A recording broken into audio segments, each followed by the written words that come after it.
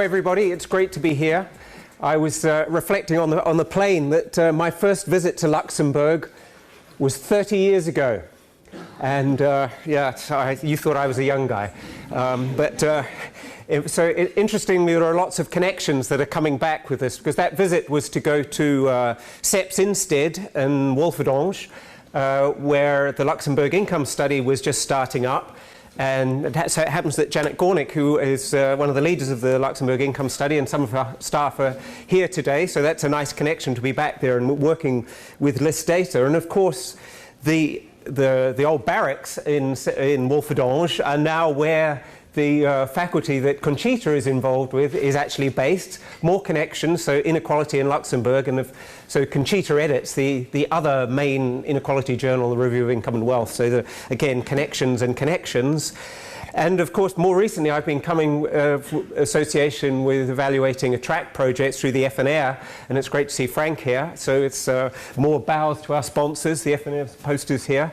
And finally, also coming through Louisa and the connections with the EIB Institute, I supervise capstone projects for our MPA students at the LSE, so I'm fairly well integrated with Luxembourg. There is at least short-term visits between Kirchberg and the airport, and a bit more, honestly.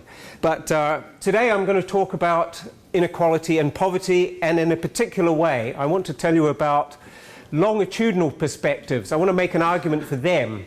Most of the time, if you read about inequality in the newspaper or about poverty, it's typically a snapshot picture or a series of snapshots over time. That is, how much inequality has gone up or gone down. This is what you might call a repeated cross-section view. And each of those comparisons, we're talking about a different set of individuals in each case who are involved in the survey data or so on. What I'm going to do in this lecture is bring to your attention another perspective, which is talking about things longitudinally, that is, following people over time. So I want you to take you from snapshots to the movies of people's lives, that is, tracking people over time, where the movie is tracking people's incomes over time, and that itself is what I'm referring to as mobility in general, and poverty dynamics is the movements of people's incomes relative to a low-income cutoff, or the poverty line for short.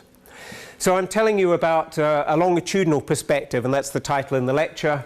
What I should also say is that this is within generation mobility. What I'm not talking about is between generational or intergenerational mobility, otherwise known as social mobility. That's a really interesting topic about how the parents' income and their children's income is associated. That's for another day. I'm talking about within generation mobility today. Just to get it going, you might say, well, what is this mobility? Does it exist? And the answer is, it does.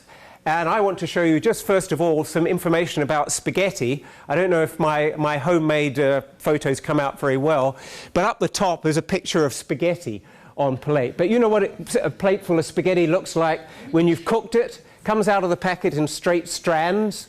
And when you cook it, it becomes wiggly bits and all over the place. Some lies up and down. People, that's true for income. This is real-life data about income.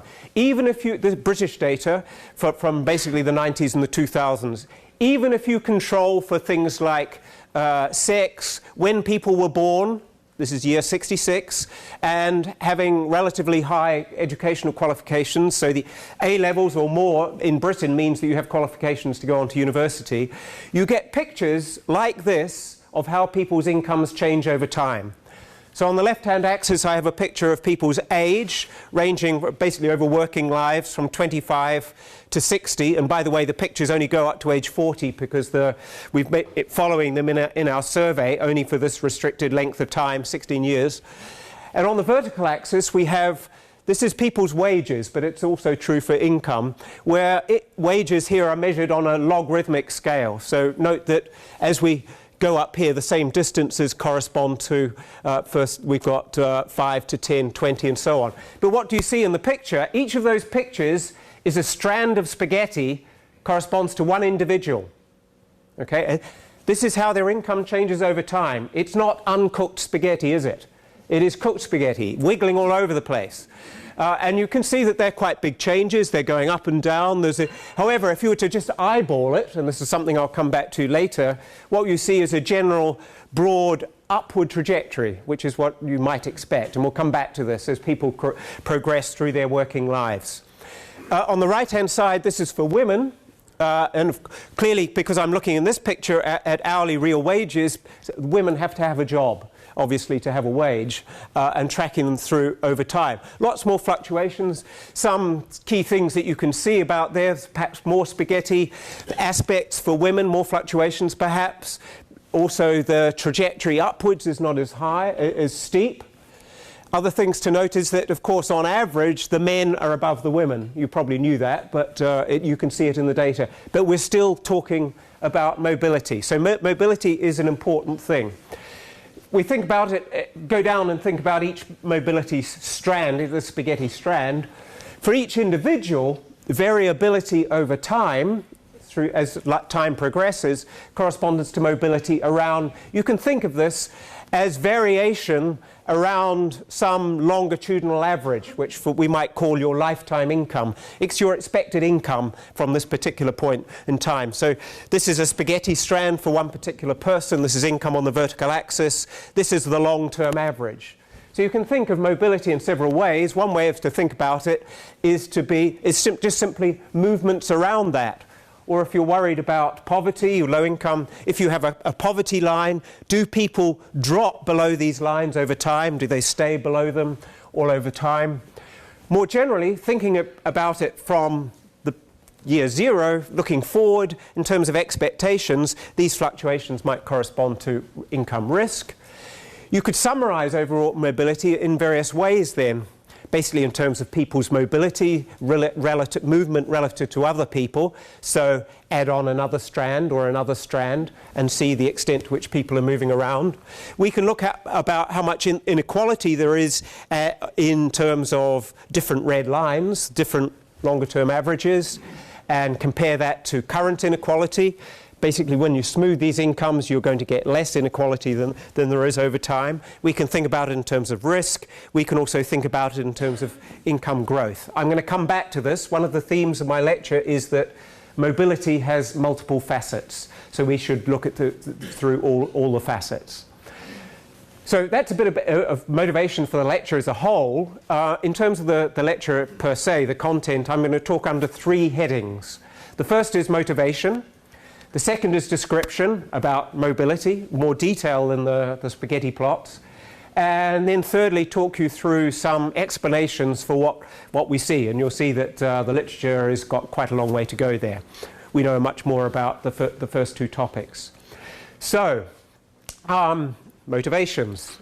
So first of all, motivations are multiple. Essentially, I'm going to argue that mobility influences our assessments of the fairness of current inequality and poverty. And I'm going to talk about this in more detail once I've given you the headlines.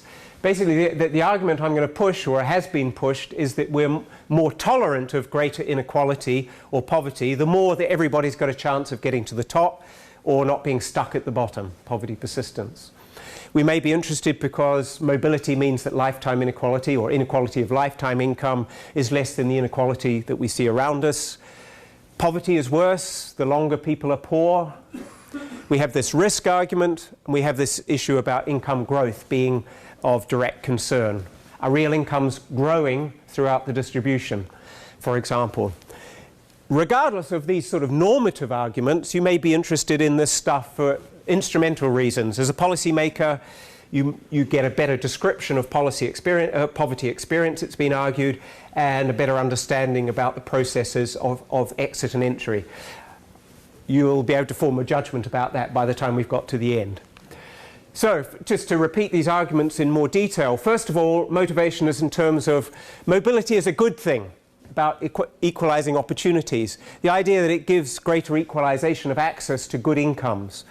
So, on good repute from Alan Kruger, who used to be the chairman of President Obama's Council of Economic Advisors, saying, for example, that higher income inequality would be less of a concern if low-income earners became high-income earners at some point in their career, or if the children of low-income parents had a good chance of climbing up the income scales when they grow up. In other words, if we had a high degree of income mobility, we would be less concerned about the degree of inequality in any given year.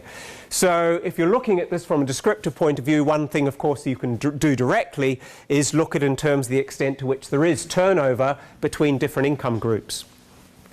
Secondly, there is this idea of inequality reduction. Again, more mobility being a good thing, reducing the inequality of lifetime incomes. So we have it on good authority from Milton Friedman, Nobel Prize winner, for example, raising this issue, saying that, for example, that a major problem in interpreting evidence on the distribution of income is the need to distinguish two basically different kinds of inequality: temporary short-run differences in income and differences in long-run income status. So he basically compares two societies, one in which there's lots of mobility and turnover, and one in which there's no mobility at all. And basically saying that the one with mobility is a good thing, the other one is not. So, but the idea under here is this idea that inequality of lifetime income is less than income inequality in any given year, and we should perhaps focus on this. So we can do that, and I'll show you some measures of that. Third thing is income risk, this idea that here's mobility no longer a good thing, it can be a bad thing. Basically, you think of income instability, volatility, risk, those sorts of words. So there are lots of statements about it. I pulled out one by Tony Shorrocks, an authority on income distribution, summarizing it as saying that greater variability of incomes about the same average level is disliked by individuals who prefer a stable flow. And virtually all economists and others basically assume this idea of preference for stability, other things being equal. That is, people are risk averse. So to the extent that mobility leads to more pronounced fluctuations and more uncertainty, it's not regarded as socially desirable. So have some measures of income risk and volatility. I'll show you some. Finally, we might think about motivation in terms of differential income risk. And here, mobility becomes a mixed blessing. We're just simply looking at income changes. And obviously, if my income goes up, that's a good thing. If your income goes down, that's a bad thing. And that's sort of what Tony Blair was saying back in the 2000s. There was this famous interview where he's being pressed by Jeremy Paxman, who is a sort of terror interviewer, who was trying to ask Blair about what was happening to inequality in Britain, and Blair was just backing off and saying he wasn't going to answer any of that. So what he said instead was that the justice for me, that is Blair, is concentrated on the lifting of incomes of those that don't have an income, of a decent income. It's not a burning ambition for me to make sure that David Beckham earns less money. And the issue isn't, in fact, whether the very richest person ends up becoming richer. The most important thing is to level up, not level down. So he's talking about differential income growth. And I'll give you some information about that. Policy relevance.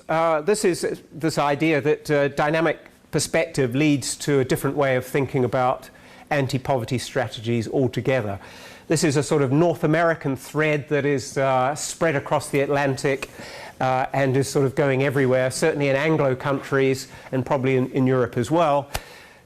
David Ellwood, one of the leaders in this field, he was an advisor to President Clinton on welfare reform, who was making this argument that dynamic analysis gets us closer to treating causes, whereas static analysis, based on these cross-sections, often leads us towards treating symptoms.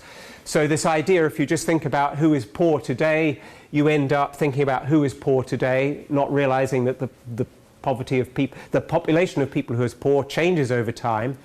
So if you take a static view, you might think of just simply giving the poor more money. Instead, what he says, if we ask what leads people into poverty, we're drawn to events and structures, and for looking for ways to ensure people escape poverty. So it's a reorientate policy, he says, towards dynamic aspects, entries, exits, transitions, mobility, in other words. And as I said, this sort of stuff has come across the Atlantic. So here's a similar sort of statement from the UK Treasury, which was run by a Labour government at that time, Blair's government. So I'm going to give you some information about these aspects. Some of the background about the policy context. I'm going to be giving you examples mostly from Britain, because I've mostly worked with UK data. But there, of course, is the world context, in particular differences across Europe, differences between Europe or Britain and North America. So it's worthwhile thinking about trends over time within a country. I'm going to be providing you information about a time when the new Labour government was in power from the end of the 90s, and they did a lot, at least at the beginning of their regime, of targeting more money on families with children and pensioners. So this is some of the background, and we'll see some of this. So being more progressive than the Conservative government. In terms of cross-national comparisons, I'll provide you some information about this, but we tend to think about this in terms of differences in welfare states, in terms of generosity, the flexibility of labour market institutions, and so on.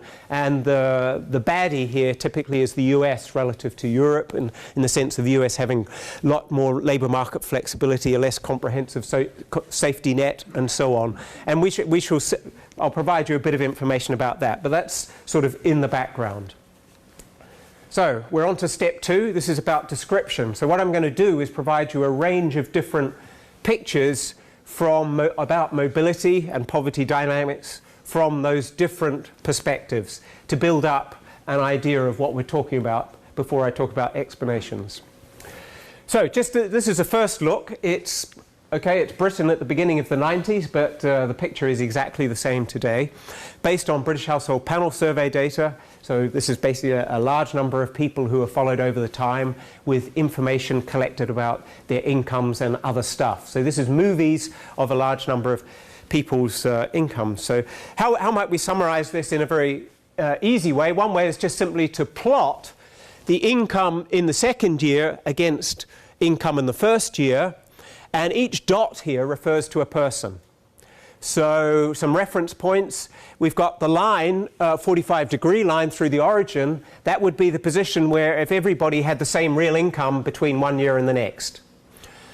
Another thing, if we're thinking about poverty, is to think, if we use a standard European and also the UK official headline poverty line, is to take 60% of the median, the current year median, as the poverty line, and that corresponds to an income in each of these years. So an income below this line means that your income in the second year, 1992, is below this line.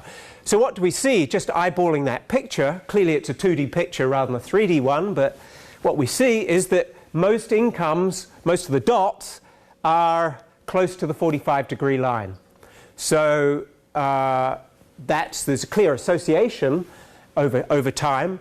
But there is quite a lot of mobility. But the mobility that occurs is relatively short range. I mean, there are some people who have a high income in the first year and a relatively low one in the second year, and vice versa. But basically, there are not many X Factor winners, or whatever the similar pop show TV thing there is in Luxembourg TV. So there is a lot of first lesson about mobility. This is coming back to the spaghetti pictures. Looking at one year to the next, there is a lot of mobility. It's mostly short range. Okay, very important. There is both upward mobility, so there are points above the 45-degree line, and there is downward mobility, real income. But there is movement. Moreover, there's mobility from all over the income distribution. It's not just poor people moving up or the disappearing middle. There's people entering the top ranges and people moving down. The other thing is, if you're interested in poverty, in terms of this diagram, between one year and the next, around 7% are leaving poverty. It's designed in this way. That around 8% are going in. Only 14% are poor in both years. So don't think of the population of poor people being made up of the same people all the time. Important policy point. There is turnover. Or put it another way, 30%, almost 30%, had low income in at least 1 year. So that number, 29%, is 50% higher than the poverty rate in any 1 year. So an important lesson is to know that many more people are touched by low income over a period of time than experience low income in any one given year. So in terms of social security system, the safety net helping people, it actually helps many more people than you might think who are current recipients. This is particularly important. And in fact, it's probably the major lesson of the whole lecture. Okay, let's now move on. That was just 1 year. I'm going to give you some more pictures about the extent of mobility that exists. So this is the idea of mobility as movement between different income groups. So how might we summarize this? Those of you who are statisticians might think, oh, let's have a look at a transition matrix. Transition matrices are boring, and it's quite hard to put on one slide. So I've got some color plots that summarize transition matrices. And the idea works like this. So what we're going to do is divide the population up into 20ths, vingtile, use the vingtile information. And you can think there are 20 income groups, and essentially at the top of the picture is going to be poverty. Maybe they should be down the bottom, but they're going to be at the top in every year, and the rich people are going to be at the bottom. And basically the poor people are going to be in the bottom 2 or 3 or 4 rows. So the poverty rate in Britain, according to the official definition at that time, was between 15 and 20%. So that corresponds to the first bottom rows. Now what we're going to do to track people over time is to give them a tag, and that tag is a colour one. So people are colour-coded according to their position in the first year. So if you're poor, depending on your income group, so if you're in the poorest 20th, you can't afford heating, so you're blue and cold. Okay, so you're right at the top. If you're rich, of course, you've got plenty of central heating, so you're red. Okay, in fact, going red. So we have this rainbow chart that summarizes where people are in the base year, in the different income groups. The different stripes, the different rows are where they are in the base year. So what happens over time is that the people with the different colours are going to mix up. So mobility is going to be summarized to the extent to which we see this mixing. Let me give you some reference points. So we're going to track change by looking at how the origin groups, denominated by colours, change rows in the pictures, because rows from top to the bottom summarize from poor groups to top groups. So if nothing changed, we'd still have our original picture. So that's this picture. If we had perfect mobility in the sense of rank reversal, that is, the very poorest people became the richest persons, and the people at the top went to the bottom, that would mean that the poorest in the base year, the blues, are in the top income group down here. And they swap, so the hot people are now at the top, the richest. And of course, if there was total independence, that is in the sense that where you end up in the second year is totally independent, uncorrelated with, in the statistical sense, where you were in the base year, you're going to get a picture like this. So there's an equal spread, according to colours, across all the rows of the pictures. So what does real life look like? Any ideas? Is it going? Just think in your own mind before I reveal whether or not we're in each of these things. No cheating, Louisa. Okay, so this is just over 1 year. So this is summarizing the same information that you saw before. So basically, wave 1, everybody's lined up according to income groups, the poorest in the base year at the top, the richest in the base year, 1991 at the bottom.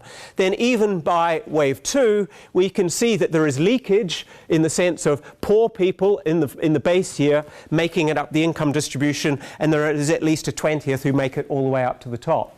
Similarly, there are people going from the top income distribution down there.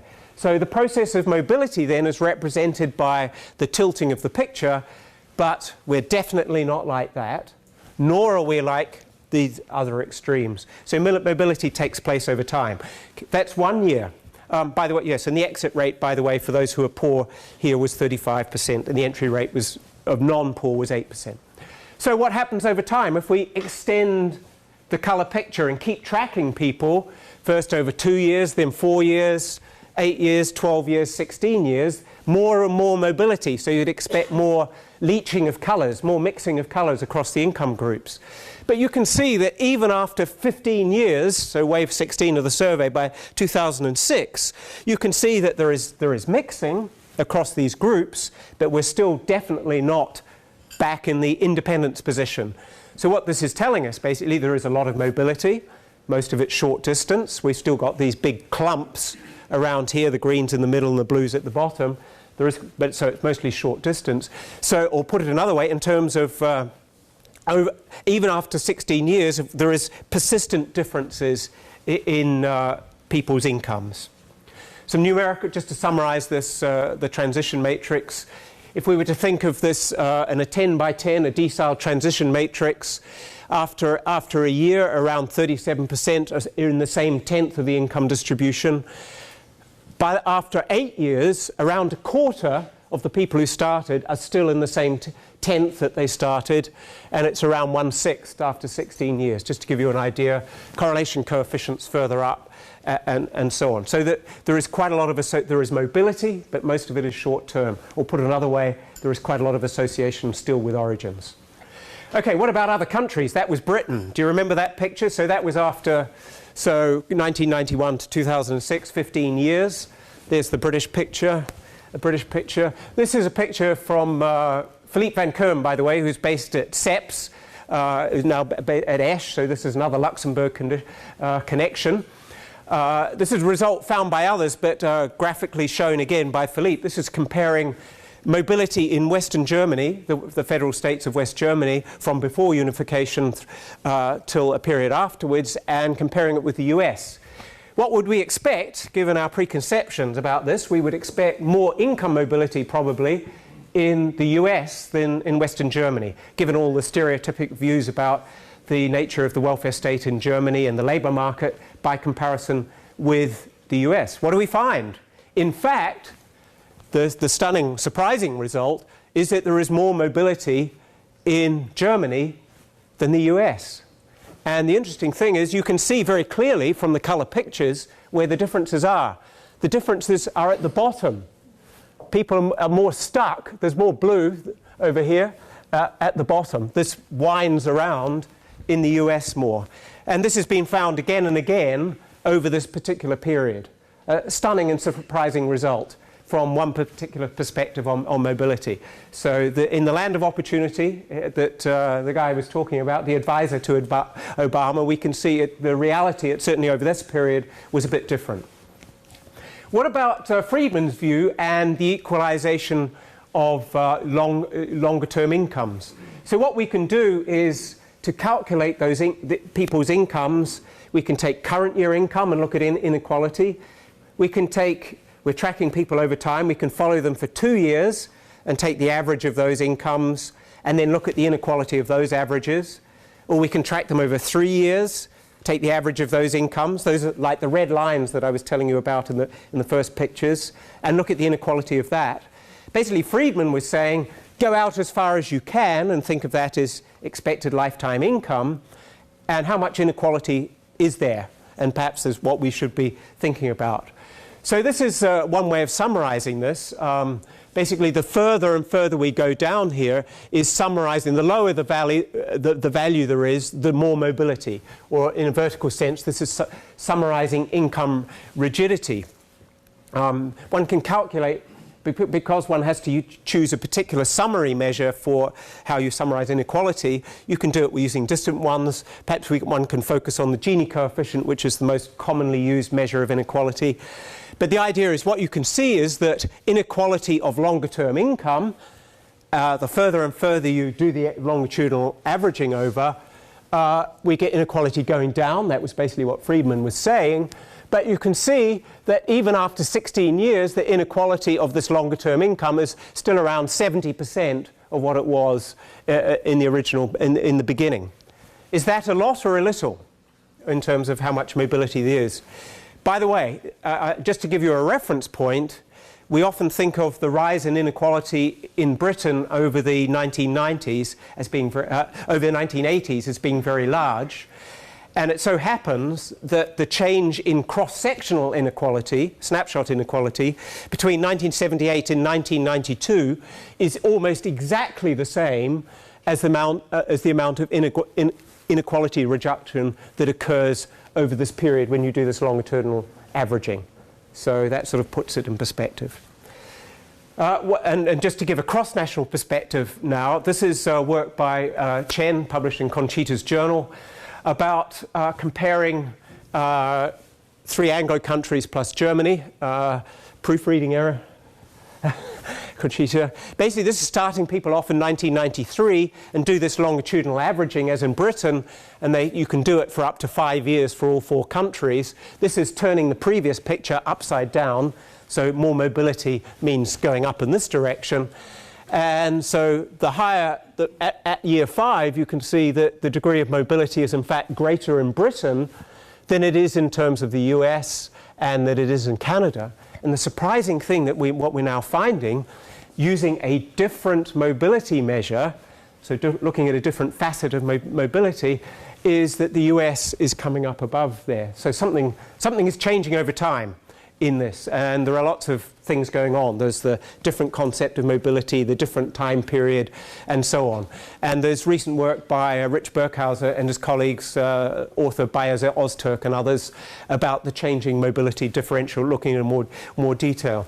But in terms of stereotypes, you know, there's interesting differences between Germany and the US. This is all Germany, by the way. It's post-reunification, that's another thing. But in fact, Britain having more mobility than these other countries. What about differential income growth? This is looking from the beginning of the 90s, when there was a Conservative government, through to the mid-2000s, which was basically the second half of Tony Blair's government. What I'm summarizing in this graph is the extent to which people along the income range experience differential income growth. So in each of these pictures, people are lined up in a base year from poorest to richest. This is the fractional rank. So the very poorest person has got a fractional rank just above 0. The very richest person has got a fractional rank of 1. So we start with a base year, and we can calculate in each of the base years what the income growth between 1992, in this case, and 1998, these 5-year, 6-year periods, what the income growth is. And you can see in each of these pictures that these graphs tend to have a negative slope. So this is what is often known as regression to the mean. That's true, but what we can see is that we can do this for different periods, and we get a view about the extent to which income growth is pro-poor, more generally, or progressive, and there's no reason why regression to the mean should be the same over time. Things happen. There's two things happen. One is the macroeconomic cycle, which broadly speaking is shifting the curves up and down. But the other thing, if you're interested from a redistributive point of view, is the extent to which the poor are gaining more than the rich in proportionate terms. This has effect on inequality and so on. And what you can see from this picture is that the dotted line here tends to be, regardless of the fact that it's higher up here, is actually steeper as well. So income growth is being more pro-poor in that particular period. And what particular period is it? It, in fact, is the earlier New Labour period. This is when they introduced tax credits. They were giving more money more generally to families with children, and also giving more money to poorer pensioners and so on. So it's basically what we'd expect to see. What about income risk? This is I'm comparing now Britain and the USA, and summarizing income risk in a very simple way, just looking at the chances of experiencing a very large income fall between one year and the next. The OECD has got a recent report doing this for earnings using a similar sort of measure.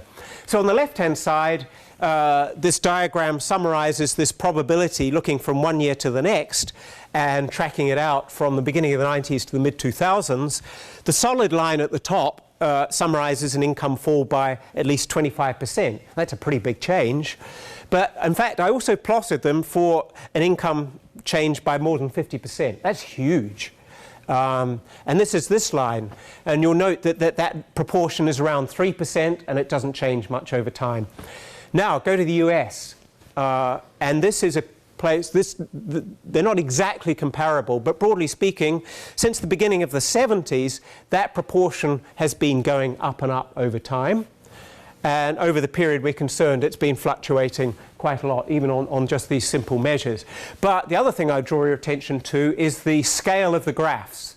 Okay, so this number is around 3%. The corresponding number for the US is around twice that, regardless of trend. So when we talk, there are books written by, best-selling books by people like Jakob Hacker and Peter Gosselin, talking about income risk in the US, US as a risk society. It's stuff like this that they're using to bring it home. And you can see that even in an Anglo-liberal welfare state society like Britain, there are big differences between Britain and the US. If we were to look at household income risk, this is using a different measure, so-called transitory variance of household income. The change, there's a small change in Britain over time in this measure. It's following this line down very slightly. Compare it with US measures insofar as one can make them comparable, going up over time. So income risk can be an issue. What about, where's this coming from? Household income is made up of earnings from the labour market. It's made up from whether or not you work. You have to have a job in the first place, benefits and so on. A lot of it is driven by earnings, and we'll come back to that later on. But so what I'm showing in this picture is a focus on earnings volatility, using a measure I won't tell you about right at the moment, for both men at the top picture, women at the bottom. Earnings volatility is summarized by dotted lines in each of the pictures for both these things. And then the more complicated concept is that of labour market volatility, that is combining what's going on for those who have a job, but also the volatility in the labour market that comes about from people who move from not having a job to having a job. And that basically adds more volatility in, but you can take account. So what do we see in these pictures? The key thing that's consistent with what we were seeing before is that the level of volatility in the labour market is much higher in the US than in Britain for both sexes. Perhaps no surprise, but it's bringing these things out. Moreover, there's some interesting differences in trends. There's been a downward trend in labour market volatility in Britain, not in the US. So it's represented by the difference between these two pictures. This is Britain going down, and a corresponding picture for Britain, the triangles, the line falling. And one in the work I've done, I've been tracing this back to labour market dynamics. The flows between different labour market states tie up with these sorts of issues. What about poverty persistence? After all, we had inequality and poverty in the title. I don't want to disappoint you. We had, if you look about poverty persistence in Britain over the period that I was looking at, and use the official definition of poverty persistence is take a window of observation of 4 years and ask how many times people are poor within that window. And then you count as persistent poverty, either whether or not, if somebody is poor 3 or 4 times. And what we find is we have a picture like 3 or 4. This is a number that followed by this line here. The number has fallen from around 15% to around 10%. So it doesn't look much, given that I put this number on the diagram as well. This is the proportion of people who are never poor in a 4-year window, over this sliding window. But basically a fall from 15% to 10% is quite large over this period. What's going on? Well, in fact, it's actually reflecting those things that I was telling you about the Labour government, putting money into families with kids and with pensioners. So here is just summarising the proportion of people who are touched by poverty at least once in a 4-year period. And you can see that this is the average. The number has fallen from just over a third to less than a third. But among dependent children, it's gone down. Couples with kids, it's gone down from 30%, 3 and 10, to 1 and 4. Lone parent families, the fall has been even larger, from 3/4 to 6 and 10. And in single pensioners, typically poor, it's gone a very large fall as well. So policy success, money and help in the form that it's given can make a difference. What about the EU? The EU uses a slightly different definition of persistent poverty.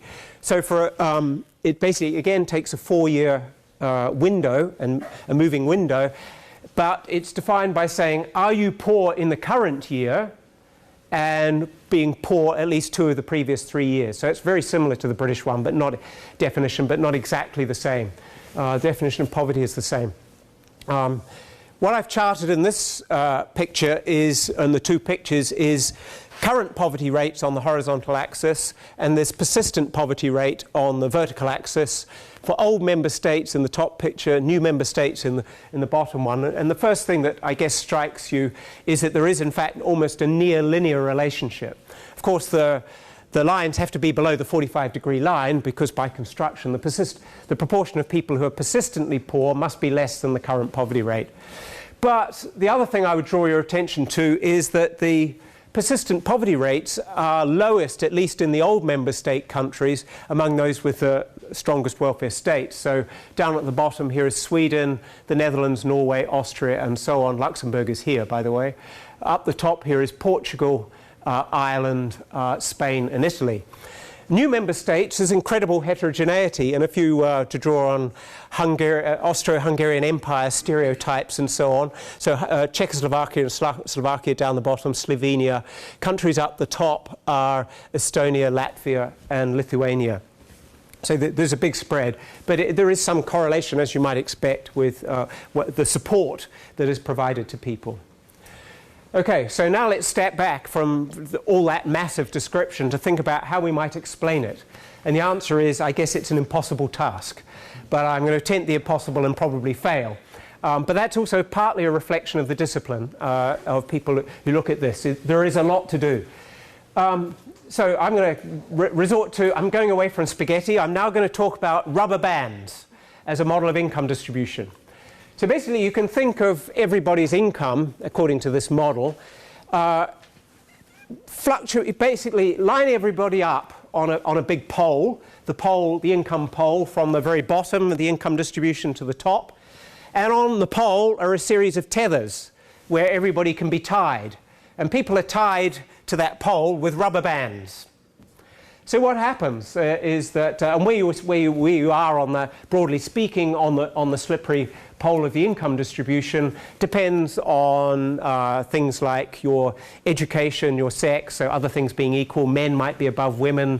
Highly educated people, more skilled people are further up than low skilled people. But apart from that, if people slip around on the slippery pole, but they're tethered by this rubber band, so over time there is transitory variation in people's incomes.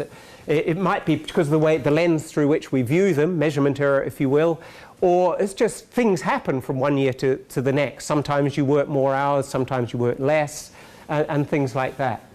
So basically we have fluctuations, but in addition, basically if bad things happen, or even indeed big things, you stretch the rubber band, ultimately the rubber band may break, and what you see is big changes in people's incomes, and people end up in a different place. Okay, so there may be good things and bad things. You can think of these, what I'm going to refer to these things as trigger events. They're big shocks. They may be good things and bad things.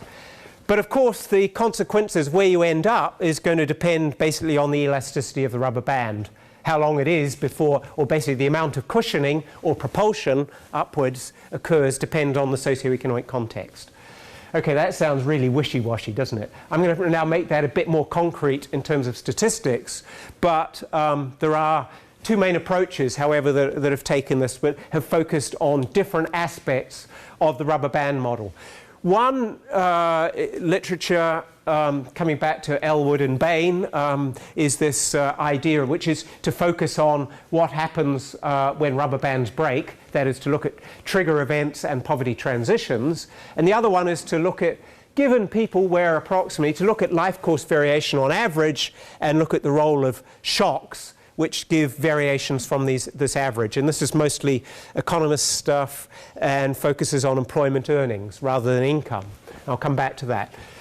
First, look at trigger events and poverty transitions. The idea here is that, it's a very old idea.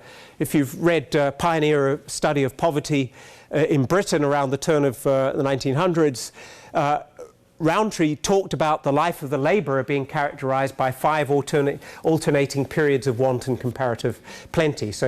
And the points where people moved between want and plenty were associated with life course events like getting married, having kids, kids leaving home, leaving your job, and so on. Modern version of that, what we can do is classify the events that occur round about the beginning of poverty transitions, good things and bad things. We can think about income increases and so on. So I've done this in the past, so I'm drawing on this work. Essentially, you take all the movements into and out of poverty and classify them as being primarily whether or not they're a demographic event that occurred at the time of the transition, which was triggering what happened, or was it an income event? So examples of income events are changes in labour earnings, which might occur to the head or the spouse, and typically heads are men, spouses are women, typically in these survey definitions. Other labour earnings, so kid at home, non-labour income, so investment income benefits, or there could be demographic events. So this is hatches, matches and dispatches, broadly speaking, but birth of a child, partnership, so family formation, family dissolution. It could be other people joining the family, losing people from the family through death of a spouse, splitting up, child leaving home, and so on. So what sort of results do you get if you do this? It turns out, so what I've shown in this table is to look at both income increases, poverty exits on this side, poverty entries on this side, compare two periods. So this is before New Labour, this is New Labour period onwards, and look at which are the main sorts of events that are driving these big changes in people's lives with the rubber band. And you can look at these proportions here, and you can see that, for example, that demographic events form around about a fifth of being the main event associated with exits for poverty. Turn that around the other way, income events, in fact labour earning events, are pretty important too. And it turns out that around half of these are accounted for having higher earnings, and about half are accounted for people moving from no job to having a job. But so earnings is important, and labour economists often focus on just men's earnings. You might say, well, this justifies it. You know, a third of all these exits from poverty are associated with increases in earnings. But it's not as simple as that, as I think the picture will show you. Other earnings in labour earnings in the family have almost an important role. And the importance of demographic events is not trivial, almost a fifth. Indeed, if you look at poverty entries, so income decreases, the role of demographic events, and these are typically bad events like family splits, divorces by, becoming a lone parent family and the kids being in them, or death of a spouse and things like that, movement to widowhood. You can add these two numbers together. So this is new entrants to families. This is birth of a kid, for example. You can see that around a third are associated with demographic events in this particular case. What's happened there? I don't know. I don't think I've done anything. Anyway, can you still see it at the back? Okay. No? Perhaps it's going to sleep. I hope you're not going to sleep. Okay. Okay, so the message is here. Okay, so one way of looking at these changes is through these trigger events, the rubber band snapping, and we can see the sorts of things that are important for transitions into and out of poverty. One can go on and develop multivariate statistical models of these sorts of things, but I think these are evocative in tracking down where the importance lies. The answer is it's not just to do with income, it's also demographics. Secondly, I'm going to talk about earnings trajectories. This is going back to the labour market idea and thinking about life course earnings. And I'm going to focus on two people who were born in the same year and both left school at the minimum age with the minimum qualification. And you could think of summarising their earnings over the working lives. We typically think of rising over the working lives, but rising at a decreasing rate. And I've just taken, for example, a plumber and a motor mechanic. These are just British occupations. And typically you would argue that a plumber does an apprenticeship, earns less at the beginning of the working life, but boy, they earn a lot at the end of the life. I know this, having paid these guys. On the other hand, I no longer have a car, so I don't know much about this, but the point is these typically have a higher initial income and smaller slope, and this is where they end up. So in terms of differences here, you could summarize this in terms of different slopes, different starting points. Or another way of thinking about it is, for these two guys who are very similar, they're both men, they're both born in the same year, have both the same educational qualifications, you could think of an average earnings trajectory for that group of people, but within that, there's variation, which is associated with various things like professional choices. But you can summarize that statistically in terms of different starting points and the different slopes of the curves. Moreover, so this picture just summarizes that idea. This is my bad PowerPoint drawing.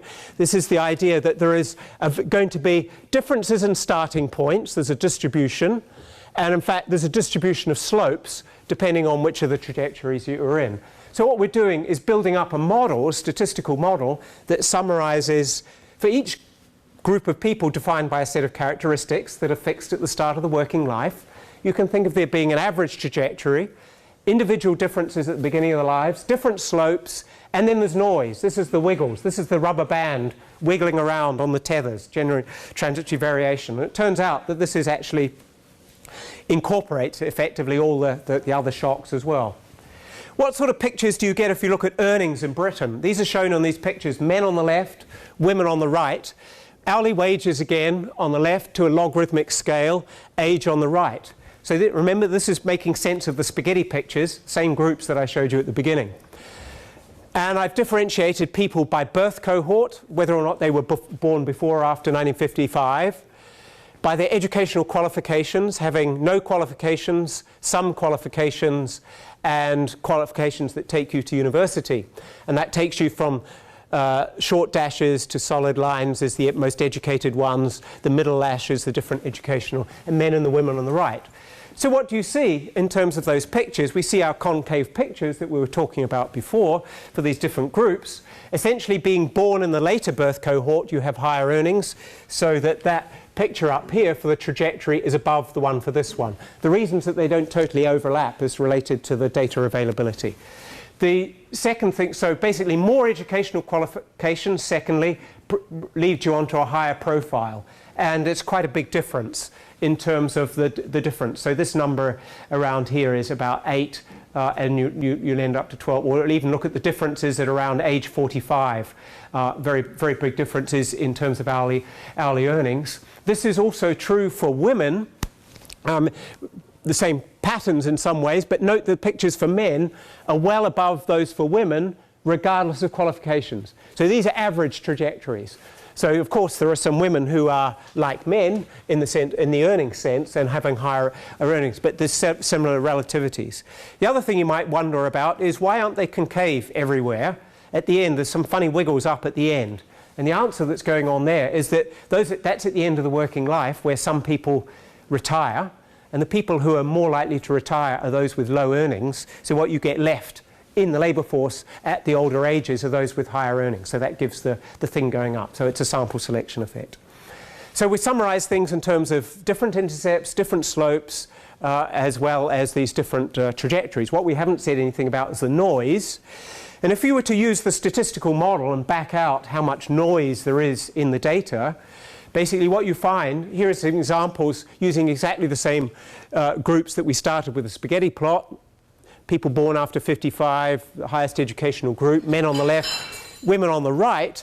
Here are examples of the trajectories that you get for individuals, but on average the noise that is in there can lead to totally different trajectories. And note the model is entirely consistent with upward trajectories for most people, but also downward trajectories for some. And note, by the way, and it was also in the previous picture, that you see a non-concave flattening out for women, which of course coincides with the period of childbirth, of childbearing years. So, put another way, it's the shocks that are cooking the spaghetti. Again, you can't see the spaghetti pictures very well, but these are the pictures that I started with at the beginning. This is the average trajectories that are coming out from the model that are predicted, and you can see it's the various shocks, the noise, that is generating the variability. So, to finish, I've told you about 3 things: motivation, description, and this thing about modelling. So, the take-home points I'd like you to remember is that there are multiple reasons for being interested in income mobility and poverty dynamics, and of course that mobility has multiple facets. So mobility is important. Don't just take a longitudinal, cross-sectional perspective. Think about all this movement that's going along. Even though income inequality may stay much the same from one year to the next, as it did in many countries until recently, there's a lot going on underneath. And that's essentially what I'm saying here. There's a lot of income mobility year on year, but it's mostly short distance. Very important policy point is there's turnover among the poor. The people who are poor this year, most of them won't be poor next year. There's a lot of turnover. So don't just form policies on the basis that it's the same group of people, the poor, capital T, capital P, because of this changing amount over time. Mobility patterns and trends partly depend on which concept you're interested in. This comes back to the point about multiple facets. There are some interesting things about Britain that, you may or may not be interested in Britain. There are also these various cross-national differences that I pointed to, including these intriguing differences between Germany and the US, some of which are surprising, and they may be changing. One thing you don't know is you might have been bothered by the fact that all the pictures went up to the mid-2000s. What's been happening now, you want to know? The answer is we don't know. And the reason we don't know is because these longitudinal data sets are pretty complicated and they take a long time to come about. Okay, so we know about the Great Recession, which began at the end of 2007, 2008, hitting then. That is just when, for example, the British Household Survey finished, British Household Panel Survey that I was using finished. Very good timing. But it's also true in the US. To get these data sets up till now, we have this problem with the lag. So there's lots of interesting stuff to know about what's happening now. In terms of the explanations, the rubber band, I think it clearly is a crude distillation of what people have used, the various models that people have used, but sort of summarizes things metaphorically. I've done things mainly in terms of earnings, but income is even harder because you have to take account of multiple people as well as multiple income sources. But it's an important thing to do, and we owe it to policymakers, we owe it to poor people to actually do so. So, I could go on for hours and hours, and I've already gone on for pages and pages. If you want to read it, there are some additional sources. Thank you very much.